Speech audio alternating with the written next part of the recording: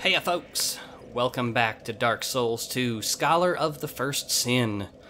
We're here in Brightstone Cove Tseldora. In the last episode, we kind of explored this encampment that the falconers made, and in this episode we will be continuing on down into a cave and eventually into that, I think into that church over there. I want to say. Could be wrong, but I'm pretty sure. One, I'm pretty sure we're gonna go there, and two, I'm pretty sure it's a church. Take good note of that item in the window there. Now, when we were exploring the village, we ran into a villager with dark on his weapon, on his pickaxe, and he was just mining away, not really doing any harm, and we just left him. Today, we are going to run into some villagers that are a bit more aggressive, as noted by the fact that they have boulder traps set up. That poor fellow's going to have a bad day. So boulder traps will kill any villagers that get in its way, including the one that sets it off. So, this is a little mini almost puzzle to try to get you to use your environment in a fun way. This one was a tutorial. That guy wasn't going anywhere, so he was going to get hit. That boulder there, however, is not directly poised to defeat any of those villagers there. We need to goad them up here and into the line of danger. Now, what is the line of danger? I'm fairly sure that the grass that's more brown, the less healthy grass, is the grass that's been beaten down by the boulder being rolled before. So I'm guessing that's where we kind of want them to be. Usually I just mess this up, honestly. I don't do a good job. Yeah, I got one. I got three once. Whoops, still my club out.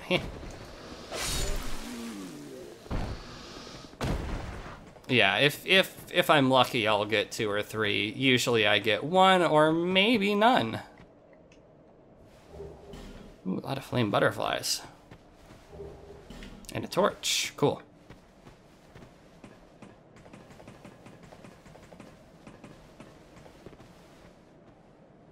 And I got that guy. Just hanging.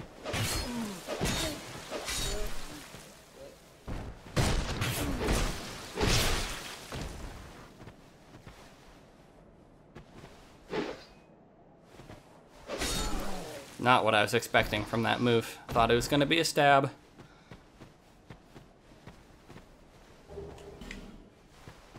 Anyway, neat little encounter, not too tricky. And then we can move on.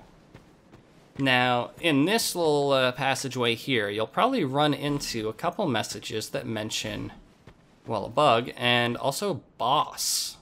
But your first time through, you'll be like, there's no boss here. It's just an empty chasm and some villagers. So I'm going to spoil something about New Game Plus for you, which I'm not going to be showing off in this playthrough. In New Game Plus, the boss of Brightstone Cove Tseldora appears here. Just pops out. It's like, hey. And then you fight it a little bit, and you get it down to like half health, or you survive for a certain amount of time, and then it backs off, and you fight it in the regular arena later on. It's a fun little ambush, and it helps make New Game Plus feel a little more fresh, which is something that only Dark Souls 2 does. None of the other Dark Souls games do that. Dark Souls 2 has like new black phantoms and different enemy arrangements in New Game Plus, which is cool.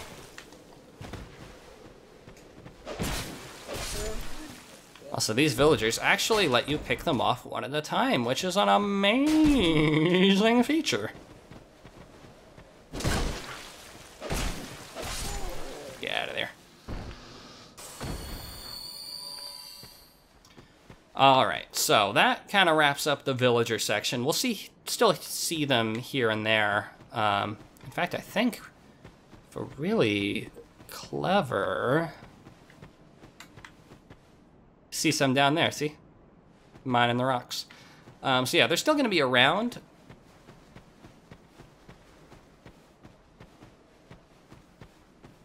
We're entering into a new part of Brightstone Cove.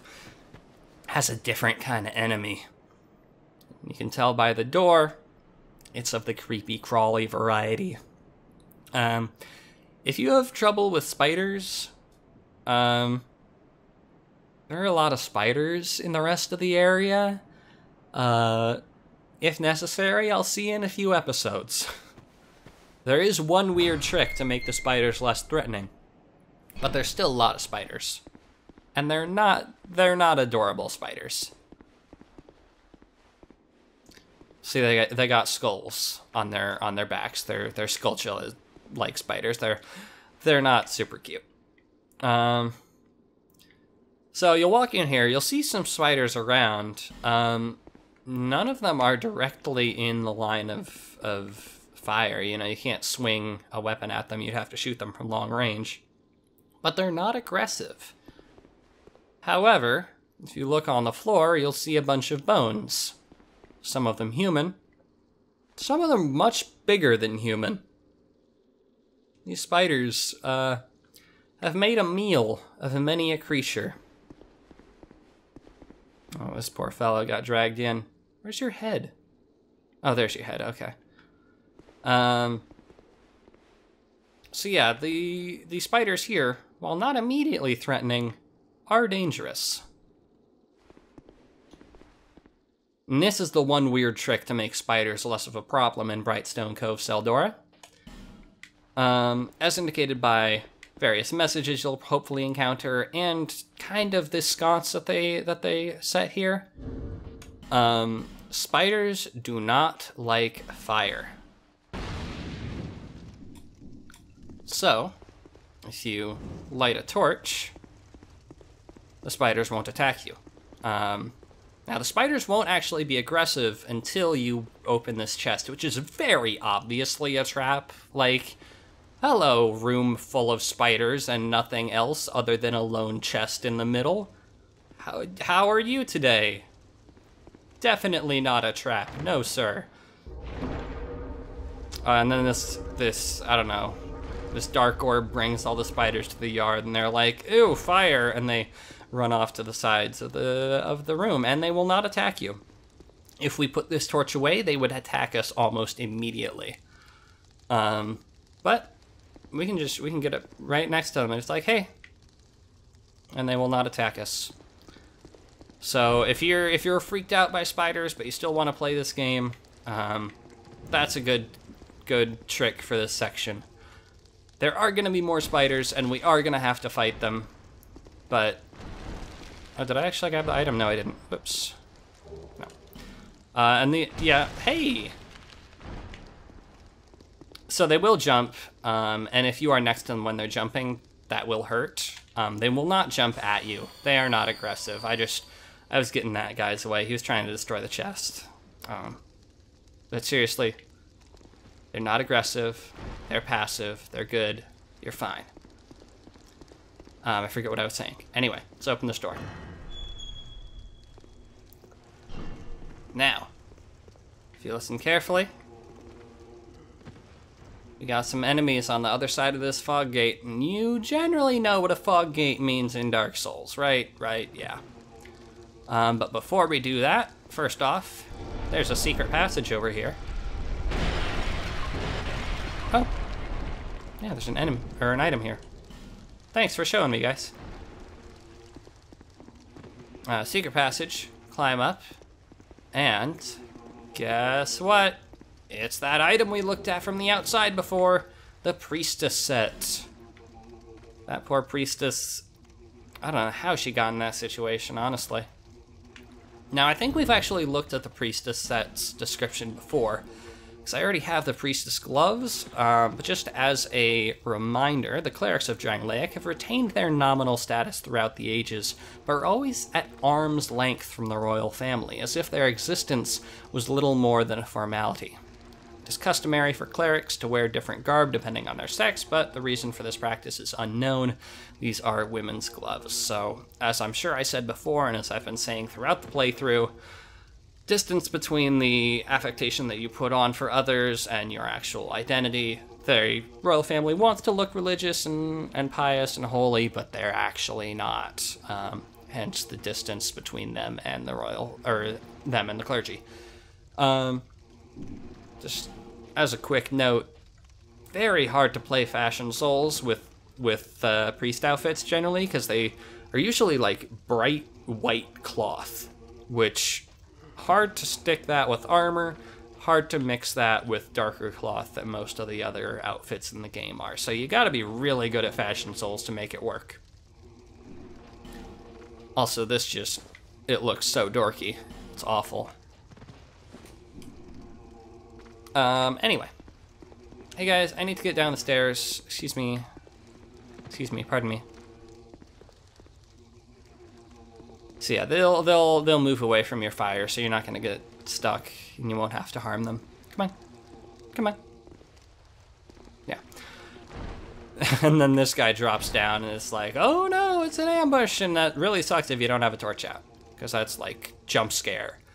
It's a good jump scare, but it's a jump scare. Now, there is a boss behind that fog gate. I am going to fight it, but there's a summon we can get. You'll remember that Benhart was back in the village. Let's go grab him. Alright, so you'll recall that Benhart can be summoned right here. We ran into a summon sign last time. If you don't remember where this tent is, just check all of them. Hey! Alright, fine, let's go.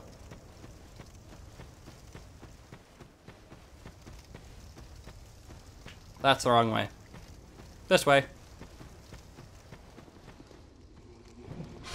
Alright, we're back here. Benhart is aggressive towards the spiders, so he's gonna take care of them. Luckily, they're still passive, because we have the fire, so they're just kind of sitting ducks here. I've never done this boss fight with Benhart before, so I don't know how exactly it's gonna go. My thought is that he'll be a good decoy, because this is a mob fight. You're fighting a bunch of enemies, like a bunch. So I suspect that he will be useful for drawing aggro, and I can focus on a couple of enemies that I actually want to deal with. My priority enemies, so to speak. This isn't a particularly well-regarded boss fight. It's really more of a mini-boss. Hasn't stopped me from losing to it several times, but shut up. What does that sound? Thought I heard it. Ugh. Whatever. Alright, get ready for the Prowling Magus. So, in this fight, we've got 1 Magus, 2 priests, several upright hollows, and several crawling hollows. And the thing about this fight is that basically you're dealing with spellcasters and with melee at the same time, and it can be a lot to deal with. The thing is, the priests, the brightly lit guys here, they cast pretty fast spells, whereas the Magus casts rather slow, dark spells that home in.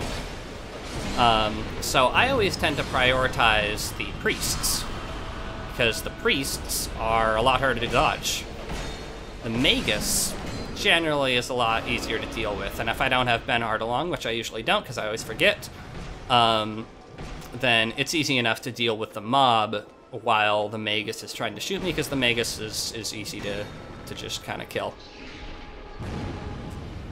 Anyway, excuse me, Magus, I want to backstab you. I think that'd be really stylish. But oh well, Benhart got the kill.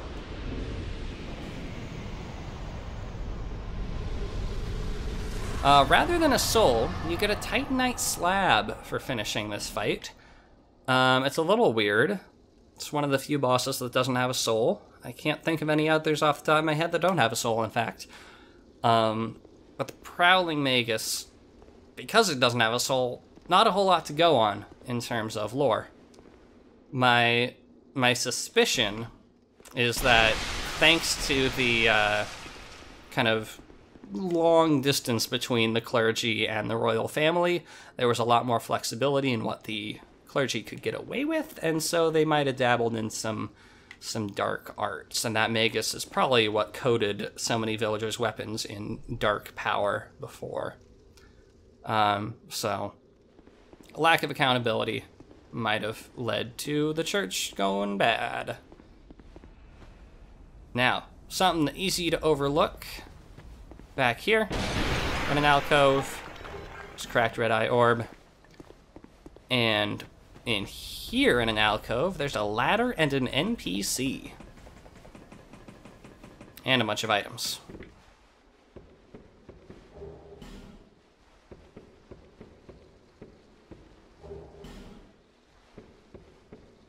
So a little weird that this guy's just hanging out with spiders. Doesn't even have fire, he's just like a spider elemental or something. We picked up that cleric's small shield here. A small shield used by clerics on pilgrimage, enchanted with a somewhat fragile blessing that allows spells to be deflected by parrying. Specially crafted to provide extra durability and some level of physical defense. So, clerics went on pilgrimages. I think that's mentioned in one of the item descriptions that this guy has. Let's talk to him. Something seems to be bothering you. Yes, I can tell. It is written upon your face.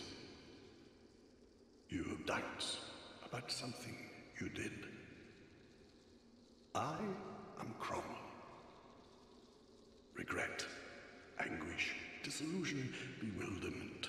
What wonderful gifts they are.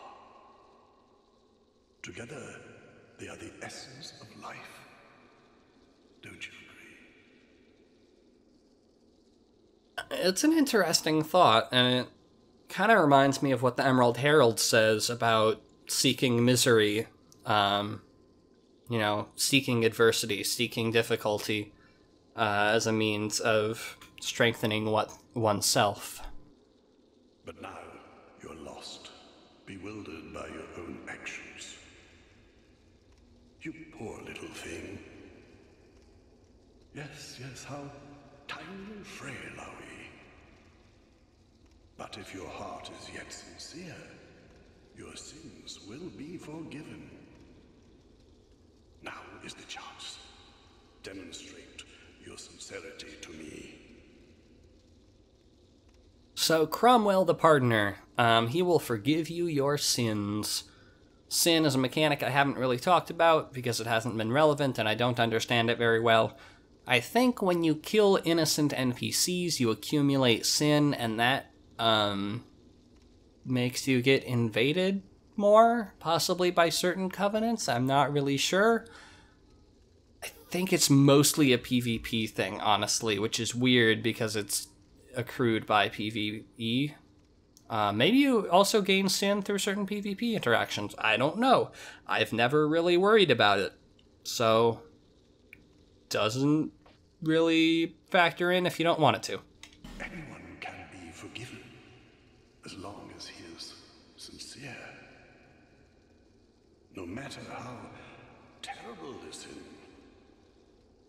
Surely, we all deserve mercy. Yes. You know, I like the sentiment. It's something that I think about a lot. But when it comes out of a really intimidating, gravelly voice, I feel like it's a little less legit. Anyone can. No, surely. Anyway, he sells the priest set, or the white priest set, rather. It's a counterpart to the priestess set. Clerics of Drangleic were not viewed with particular reverence, and their positions were only preserved as a nod to tradition. He also sells the bite rings, which we've encountered before. Dark trochees, which is... It's a little weird that he's selling dark things if he's all about forgiveness and and alleviating sin. Although it's boosting dark defense, so I take that back. That might be a good thing. And another mention of Saint Elizabeth, who's been mentioned in other item descriptions. She's the Mushroom Lady from Dark Souls 1. And then a whole bunch of spells. We're only going to go over the ones that are interesting. This one indicates that spells are kind of like a recitation, and the Great Heal is an epic romance, a story, which is fun. Replenishment used by Lindelt. Yeah, I think Cromwell is from Lindelt, or at least there's a lot of Lindelt going on here. There's a story passed down through generations claiming this band of Lindelt knights once felled a poisonous dragon which menaced an entire nation. I think that's relevant. I think that's important. I'm not 100% sure, because when I was looking at wikis, nobody mentioned it, but I'm pretty sure that's actually relevant. Not much there, not much there. I think we talked about that before. I think we talked about something like that. Scholars bicker over whether this is the original lightning spear or a derivative. So similar to the Mitforce, talking about origins, and doesn't matter. Lindelt ascetics are sent to distant lands for proselytizing and self-training, but many of them decide not to return. So like that corpse we saw over there that had the cleric's small shield was probably on one such journey, and it didn't end well for him. I gotta wonder if this is not super well based in any sort of evidence, but I have to wonder if Cromwell just kind of took that cleric stuff and is posing as a priest. Would fit, given that he's got a really scary voice, and what more evidence do you need than that someone is not to be trusted? And last but not least, an esoteric spell created by Navlan, the infamous exiled sorcerer. I think we've heard of Navlan before. Some say he's sought to restore the banned art of restoration or resurrection. So he's kind of a necromancer dude. Cool. Also, he was executed along with his entire village. That's hardcore. Anyway, I got nothing else from this guy. Whenever you are ready. Yeah, that's really intimidating. I don't trust that guy. Alright, and that wraps up our adventures in this leg of Brightstone Cove Tseldora. In this next episode, we'll be heading down into that area. Lots of cliffs. Some weird enemies. What the heck is that thing? But you know what? We got 30,000 souls. Let's head back to Majula and spend some of them.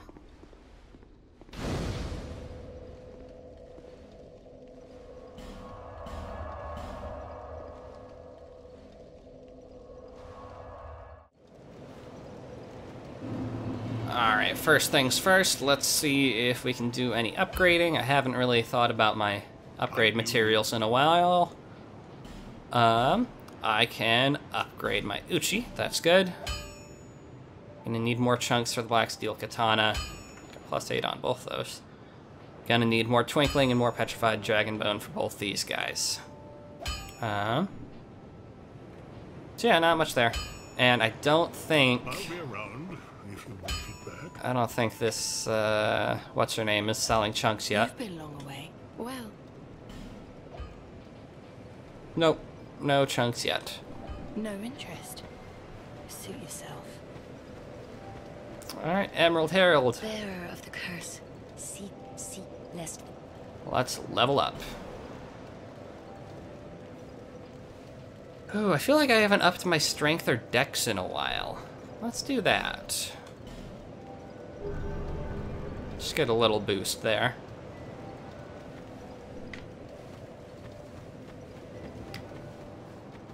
I knew you. And... I feel like I'm good with regular life gems still, so... yeah. Thank you. Alright, we're all geared up, and we are, in the next episode, going to continue our trek through Brightstone Cove Tseldora. But until then, thanks for watching, and I'll see y'all next time.